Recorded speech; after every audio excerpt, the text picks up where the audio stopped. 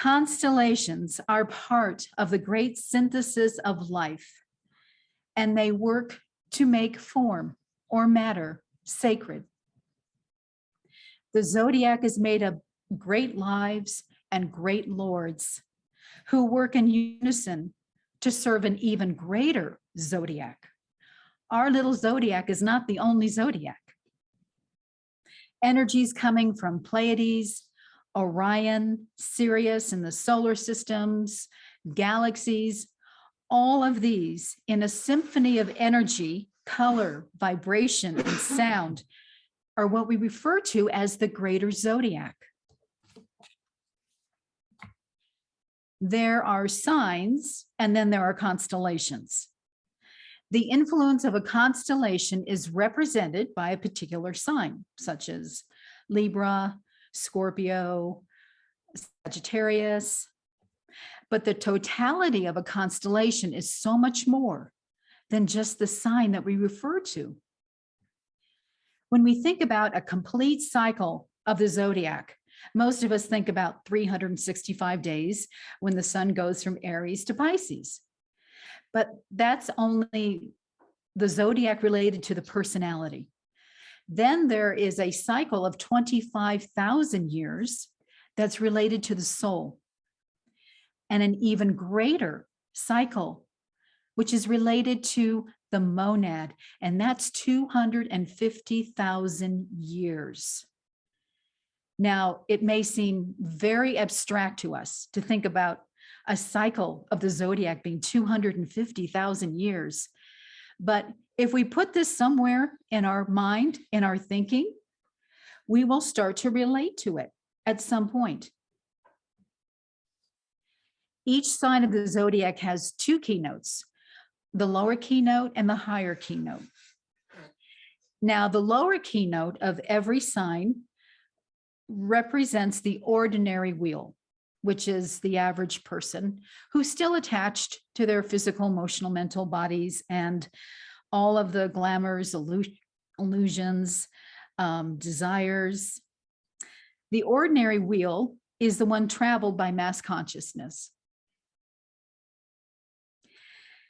Those on the reversed wheel have mastered their personality to a greater degree, and they relate to life as a soul. They're detached from their bodies to a great degree. They no longer respond to the urges and the drives and the desires of these lower bodies that try to control us. So they respond to life as a soul, the reversed wheel. The full moon energy coming in is the same energy for people who are on the ordinary wheel or on the reversed wheel. But how do we respond? How do we react to the energies at the full moon time? If fears increase, if we find ourselves being very angry or attached, if our ego is out of control, if all of our separative tendencies come out, that's the ordinary wheel. That's the lower personality. But if one is seeking greater purification, they have a breakthrough in consciousness, then they're either moving on to the reverse wheel or they are on the reversed wheel. They're contacting greater sources of light, of love, of willpower. And since the theme of our conference this year is Thought and the New World, Doreen and I will be focusing on the higher keynote of every sign. So I will be speaking about Aries through Virgo, and Doreen will be speaking about Libra through Pisces. Aries. First, let us acknowledge that there are three major full moons, Aries, Taurus, and Gemini. And they are major full moons because the lords of these zodiacal signs are more advanced beings. The higher keynote of Aries is, I come forth from the plane of mind, I rule. To rule requires a defined, an advanced, an active willpower. One can rule with either the lower will or the higher will. When one rules using the lower will, which is nothing more than urges, desires, drives, then they're activating the lower centers of the personality. And this can result in a misuse or an abuse of power. And we see this throughout the world. People who abuse their power, they're coming from the lower centers, the lower will. The plane of mind here refers to the higher mental plane and above. When operating in the higher mental plane, one begins to bring in the light of intuition, true discrimination, and even straight knowledge. Intuition. This word is used a lot. True intuition is when you know the cause and the effect. It's not just a hunch. It's not a psychic phenomenon. It is knowing that the effect of what is happening is due to this cause or that cause. You know it. Esoterically, discrimination differs from discernment. Now, we can discern one book from another. We can discern, a paperback from a hardcover. But if you have discrimination, you know which book has truth and which book has distortion. Straight knowledge. From Letters of Helena Rourke, we read, straight knowledge is knowledge and experience accumulated in our chalice. Only an accumulation of straight knowledge gives the possibility of direct and constant communion with the teachers, and thus being able to receive not fragmentary information, but the entire ocean of the teaching. That is straight knowledge. To truly rule one's life is not easy. We think we rule because we make the decisions in our lives. But do we really rule our life? Can we really control our physical urges, our emotional desires, our mental thinking? So often the little wills are just simply imposing themselves on us. And these little wills are based on blind urges and drives. To truly rule requires integration and alignment with our higher self, our transpersonal self. Discrimination, intuition, and willpower. This is what it takes to truly rule our life. When all the little wills are integrated and working as a unit and aligned with a higher will, a will that is reflection of an even higher will, then we begin to really rule. Now, the virtues to be acquired in Aries are tenderness, humility, sympathy, tolerance, and patience. So if you're in Aries, those are the virtues to be acquired. Taurus. The higher keynote of Taurus is, I see, and when the eye is opened, all is illumined. The person traveling on the ordinary wheel only believes what they see with their physical eyes. If they can't see it, it doesn't exist. But we know that there are worlds intercepted in our world. The physical world is full of other beings and other realities here. People who only believe what they can see don't truly see. There are many levels of activity, seen and unseen, operating here. And if our eyes are opened, we will have the ability to see and comprehend far more than what our physical eyes can comprehend. From the book Esoteric Astrology, we read that the right eye is the eye of Buddhi, of wisdom, of vision. The left eye is the eye of mind, of the common sense, and of sight. The eye of Shiva, the all-seeing eye, is the eye which directs the will and the purpose of deity. This is the single eye that we read about in the New Testament. And in the New Testament, it says, this eye which makes the whole body to be full of light. So we have a triangle of sight, the right eye, the left eye, and the third eye. And when all of these eyes are opened, we have illumination.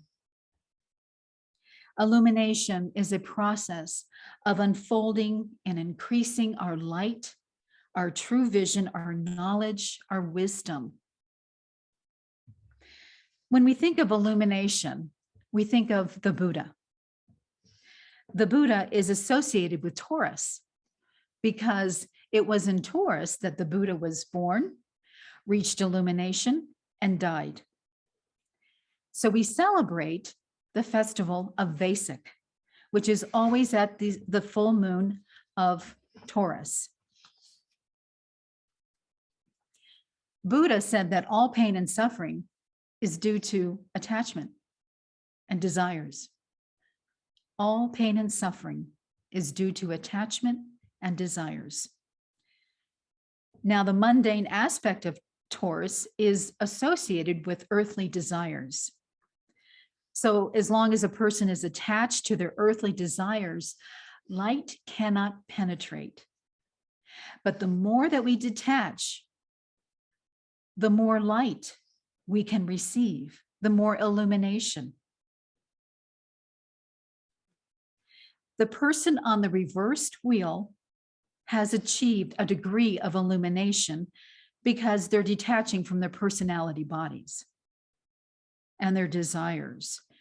They replace those desires with the desire to help humanity, to help others, to make life better in some way for their community, for their group, for their nation. Those on the reverse wheel of the Zodiac also help individuals see where they're so attached, where their desires are controlling them. They will help humanity find creative solutions to their problems, to their conflicts, so that enlightenment can come through at the full moon of Taurus. Now, the virtues to be acquired are serenity. Lewis just talked to us about serenity, confidence, self-control, purity, unselfishness, accuracy, mental and moral balance. Gemini. Now, the Gemini full moon is known by 3 other names: the Festival of Christ, the Festival of Humanity, and the Festival of Goodwill. So if you hear those 3 terms, they're referring to the full moon of Gemini. The higher keynote is, I recognize my other self, and in the waning of that self, I grow and glow. Gemini is symbolized by the twins, Pollux and Castor. Gemini reveals the duality in our nature and the duality in life. The feminine, the masculine, spirit and matter, the divine and the human. In the constellation of Gemini, Pollux is the brighter star, while Castor is the more diminished one. So we can equate Pollux with the light of the soul. We can equate Castor with the personality.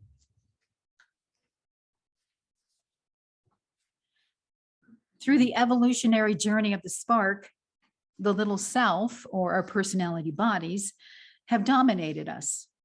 But there comes a time, perhaps due to a crisis in our life or a shock, when it starts to reverse itself, when the higher self starts gaining more control.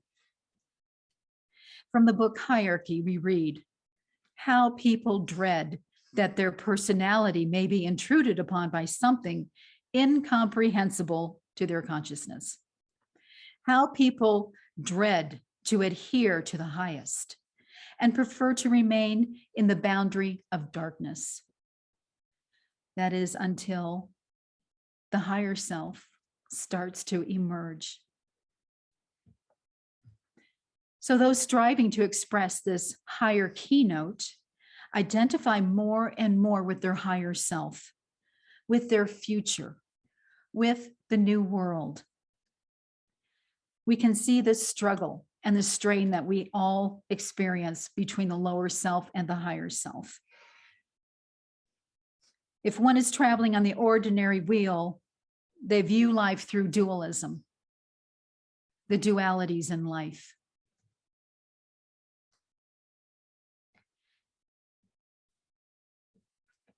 Gemini is related to the heart of the sun. The heart of the sun releases the most potent principle in this solar system, love. Love is inclusive. It is synthesizing. It is unifying, and it brings awareness behind the dualities in life so that we can see relationship and what relationship truly is. Now, the virtues to be acquired are love, compassion, and unselfishness. Cancer. The higher keynote of Cancer is, I build a lighted house and therein dwell. And this lighted house is not just for us. It is for everyone. It's for our family. It's for our group. It's for our nation. It's for humanity. We don't build a lighted house for us. It's always for others. And then we unite our lighted house with other lighted houses, so to speak, in the planet, on the planet, beyond the planet. It's not easy to build a lighted house because most of the time we are part darkness and part light. We have our vices and our virtues. We have thoughts of beauty alongside thoughts of fear, thoughts of compassion, along thoughts of distrust. So we're mixed. Most of us are very mixed. The evolutionary path is long and arduous, but every instance in which we transform a vice into a virtue, or we overcome a habit or an addiction, we produce a drop of light. And this is how we build our lighted house. This drop of light doesn't go away. It goes in our chalice. And when all these drops of light start to build, we exude, we radiate light. There is a phrase from the Bible that says, a house divided cannot stand. And this is true for an individual or a family or a group or a nation.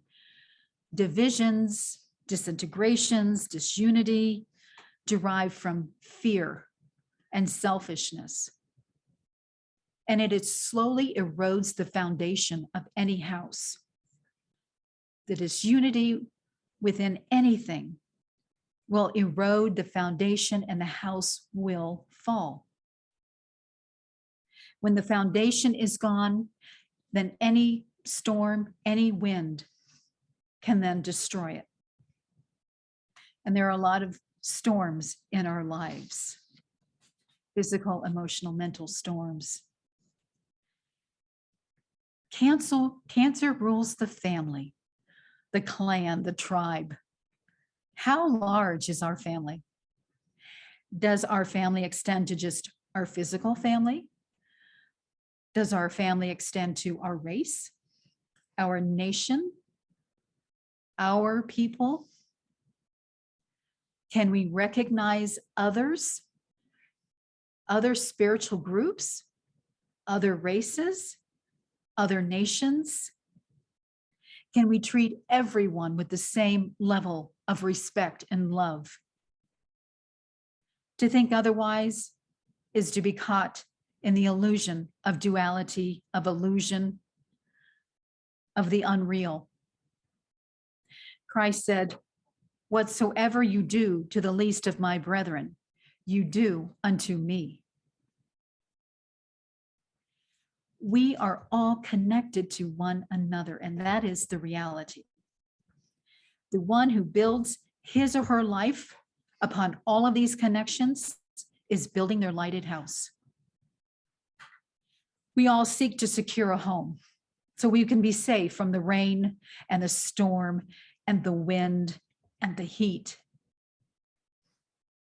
We build a lighted house with the best materials, with true love, true light, true willpower, so that nothing can destroy it.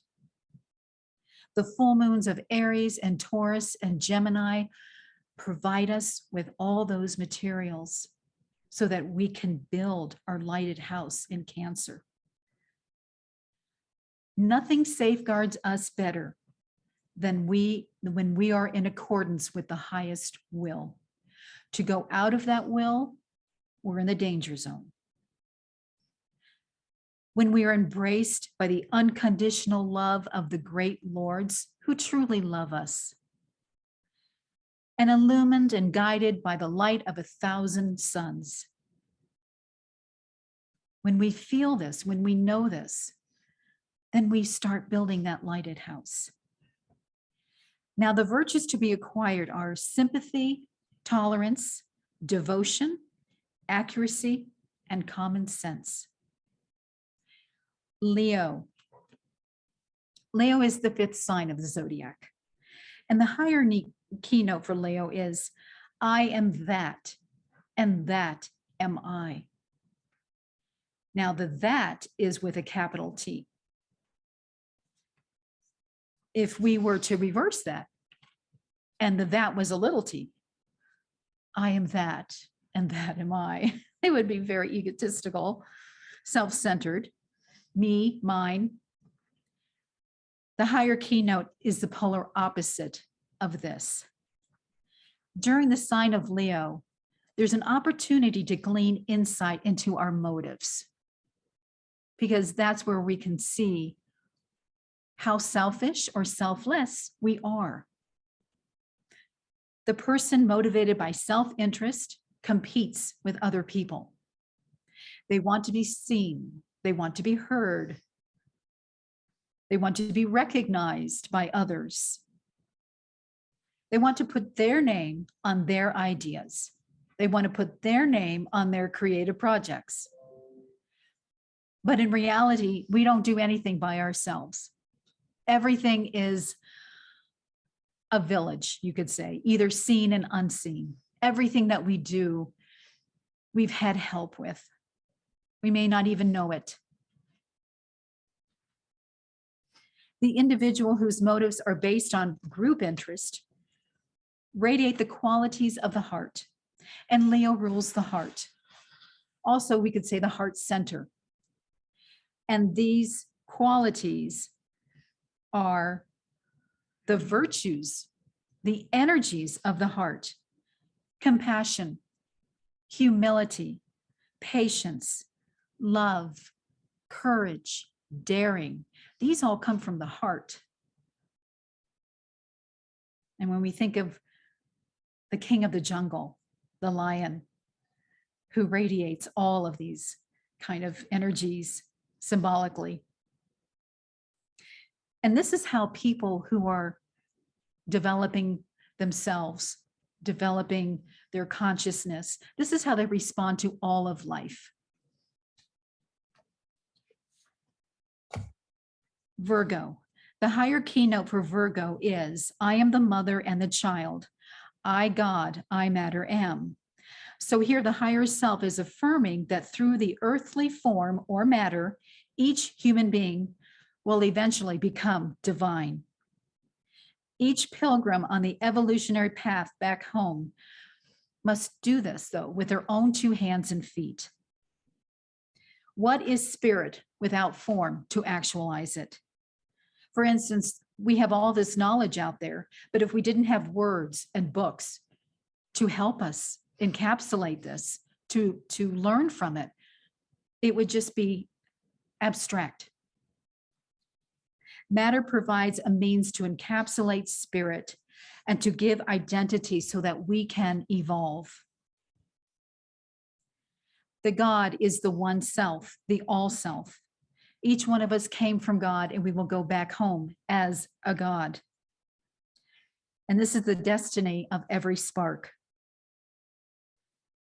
It is through the full moon of Virgo and adapting ourselves to the higher keynote that we will awaken to our higher self, spiritually aware of the glory within, to the future that awaits us. The virtues to be acquired are serenity, confidence, self-control, purity, unselfishness, mental and moral balance. Thank you.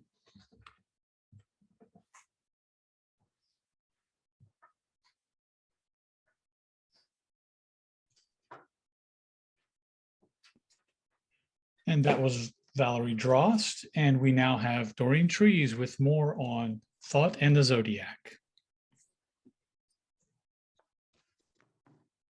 Thank you, Val. That was beautiful. And welcome, everybody. I will continue with thought and the Zodiac with the signs of Libra through Pisces. There's a quote from MM, and it says, "Think of the stars that always give their light to humanity. Be like these stars and give your love, wisdom, and knowledge to others. Only when everything is given can you receive. In my name do you work. Do not forget that." With each sign of the zodiacal wheel, different combinations of energies pour to Earth, thus giving humanity a chance to round out our rough edges, evolve, and grow harmoniously. The teaching tells us that one's whole aura must be a magnet. When your whole aura becomes magnetic, the divine impressions are caught, registered, and recorded in your aura. After your etheric and physical brain assimilates these energies, a person becomes more understanding, feels inspired and creative. For lofty thoughts attract messages from the luminaries. There's a beautiful child's story about the star child who goes to the heavens with her silvery web, her net, and brings back the stars for humankind and all its beauty. This reminds me of that. It is the absorption of the energies in space that are doing three things: broaden your consciousness, expanding your beingness, and striving to uplift your level of consciousness and awareness. In creative thinking, one needs to build communication lines. The center of communication is the transpersonal self. One must have contact with the higher self to be able to build communication lines between oneself and others. Every moment you are going to battle against the personality life to eventually come closer to your true self. And we must orient ourselves to the life of the higher self by demonstrating virtues. Over time, as one's virtues increase in power through creativity and service, the currents of these virtues battle against the negative forces in a person. When confronting difficulties and problems, energy from the high aspect of these virtues are available to help shine the light of understanding, compassion, and courage upon the path. The higher impressions now begin to trickle down and impress the lower parts of one's nature, therefore uplifting it up. Every zodiacal sign brings to humanity numerous opportunities to advance and surpass themselves. With each contact with the sun through a sign, a great magnetic vacuum is created by which all living sparks are polarized.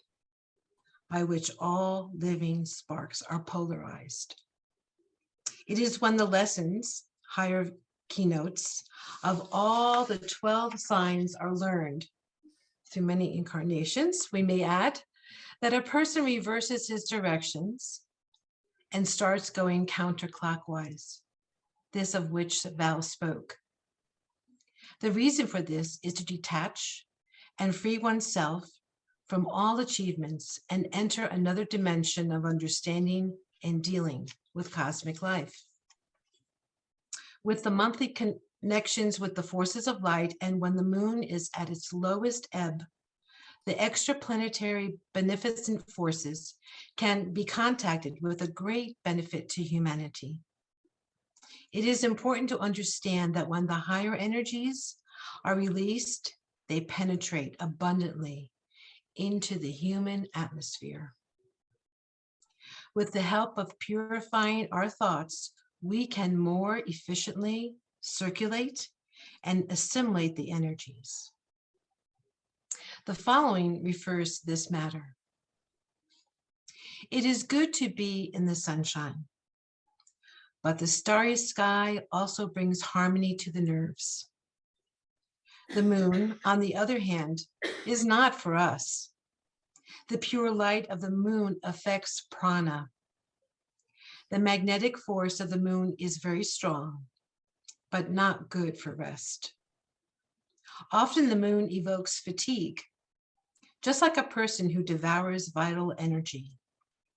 The manifestation of miraculous power increases when the moon is shining.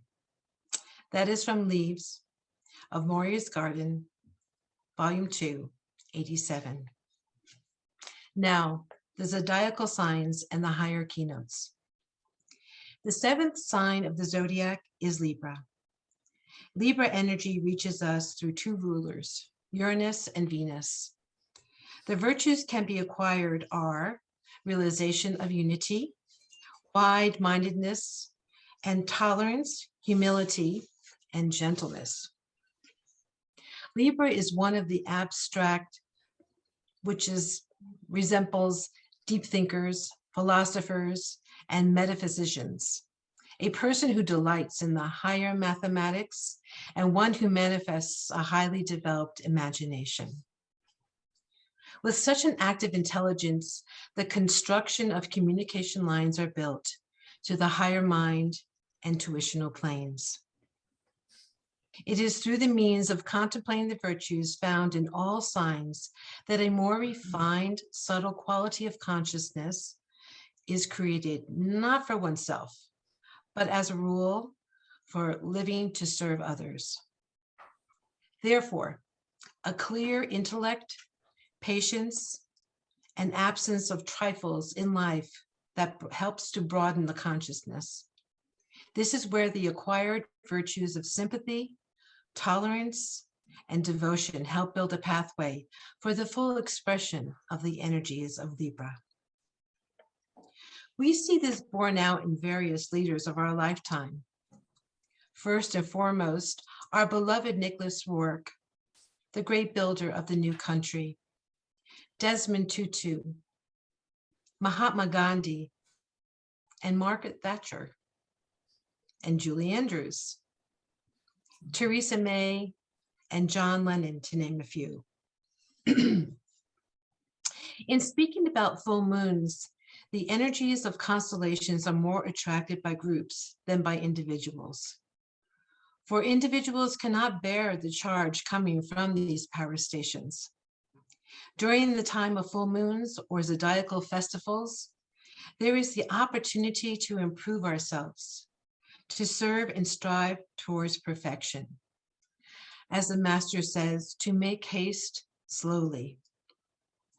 When we gather to think, read, and speak about higher virtues, thought forms are created, and a tremendous amount of energy is brought to the earthly groups, which uplifts, enlightens, and empowers people. A person cannot be successful unless he fuses his soul with the spiritual pool of energy created during the full moon times. Let your horizons be wide and your humility great. The keynote for Libra: I choose the way which leads between two great lines of force. This is the razor's edge to which Lord Buddha referred. There is a fluctuation of the scales, but eventually the point of changelessness is found in a person who does not lose his path and direction when the world praised or betrayed him, for he dwells in the fulcrum of the self. As the journey progresses upon the zodiacal wheel, we come upon the signs of Scorpio and Sagittarius. The keynote of Scorpio is warrior am I, and from the battle I emerge triumphant. A true Scorpio means harmony through conflict. They are commanders of armies who will fight only when forced to enter into battle after cautious assessment. The quote, warrior spirit becomes great reformers and great agitators for the common good. They battle against the limitations of society and against their inner limitations. Scorpios must avoid comfort in order to express their powerful urge to serve.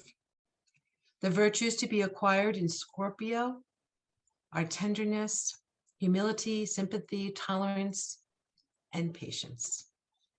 Patience is the best shield against irritation. It is in the sign of Scorpio that the reversal of the zodiacal wheel commences.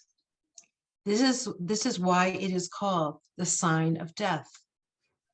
It gives the death blow to all hindrances that have enslaved him for thousands of years.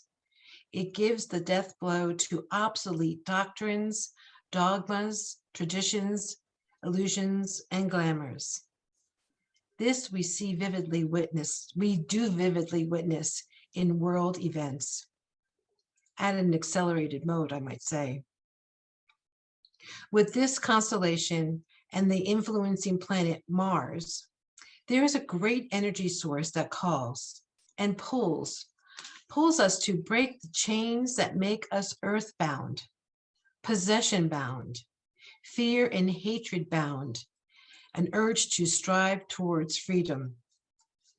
At this stage, we become more and more harmonious with the chain of the hierarchy. This is true freedom. It is not the freedom that says, I can do what I want, when I want, and to whom I want. This false freedom has created the cesspool that we have made of life on the planet thus far. The destruction and degradation to nature created by the lower instincts of man can also be stimulated by the zodiacal energies and can create even more destruction and chaos. Thus, through the development of virtues acquired in Scorpio, such as self-control, serenity, and unselfishness, they make way for physical courage, devotion, and generosity as the higher counterpart. It is this practice which builds a whirlpool of energy that can be used as a means of illumination of the higher mind and therefore thought.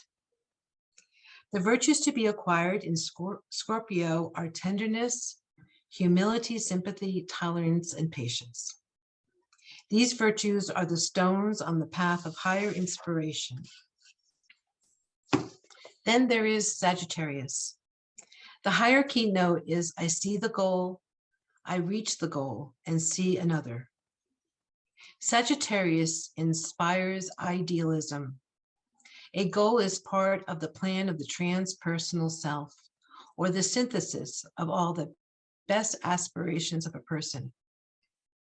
The symbols of Sagittarius has changed throughout the ages, from the centaur to a white horse with a rider, and in the new era, the symbol is changing into a flying arrow into space. To infinity.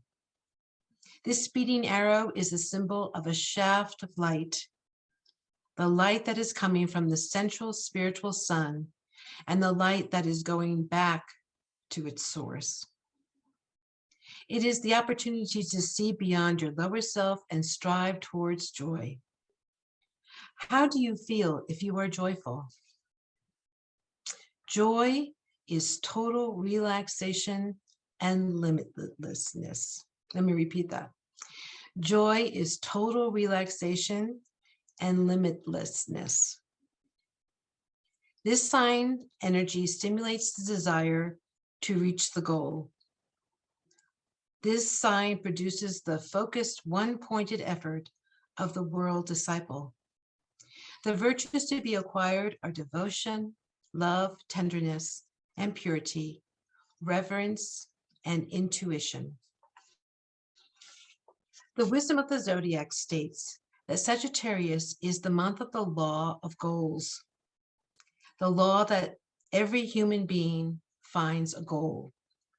If you respond to this energy, you start forming within you an urge that eventually makes you search and create a goal. The energies and the laws are nothing else but conditioning factors for your direction. When responding to these energies, you really can translate them into goals, into striving, into becoming better than you were before. A Sagittarian is a person that is of a gentle nature, which is a more refined aspect. Yet deep in the center of this sign is a deep devotion to God. A lover of poetry, color, and beauty. With the influences of such a higher order, it would not be difficult to imagine the new world emerging on the horizon. Capricorn. Capricorn is a potent energy, and throughout the ages, great sons of light consciously cooperating with it brought about great revolutionary changes on the planet. And from letters to November 18th, 1935, Helena Rourke writes, "The great incarnations of the seven Kumaras, or the sons of reason, sons of light, were to be found in ancient times among all countries and peoples, and later among the greatest minds of more recent epochs. Throughout the entire evolution of our planet, we owe to these greatest spirits the progress of our consciousness. They incarnated in all races and nations on the threshold of a new shifting of consciousness and each new turn in history. Verily, the greatest images of antiquity are connected with these sons, S-O-N-S, of light." The keynote for Capricorn is "Lost am I in the light supernal. Get on that light, I turn my back." A disciple does this. They turn their back to serve humanity, to stand in the light supernal, to turn and face towards the need of the world and radiate the light to help humanity. We have witnessed this in our lifespan from many who have done so. To serve humanity with the highest quality of service that is not contaminated by the corruption, bribery, selfish interests, and separatism, which is so common in public office these days with its representatives. The public is demanding more and more a higher quality of service from officials. We see this today, and we are those people. Public demand begins to deconstruct old, outworn modalities of thinking and leading. This evocative principle of service unveils the necessity of the science of thinking, which must be established so that leaders become the new world leaders. Leaders that have broadened consciousness, an elevated consciousness that acts with fearlessness and with a courageous spirit. Those that fight against the forces of evil are the leaders of the new era who are responding to the rhythm of the cosmic heart. Helena Rourke writes, "The gaze of the leader is always directed to the future." The virtues to be acquired in a Capricorn are reverence, love, and wide-mindedness. For the method of approaching the path is by scientific research. The sign of Capricorn radiates an energy pushing one forward to the heights, the mountains, and the summits. The glory of the eternal being radiates in the stars, and his might is symbolized by Earth's high summits. MM writes, "This is so beautiful.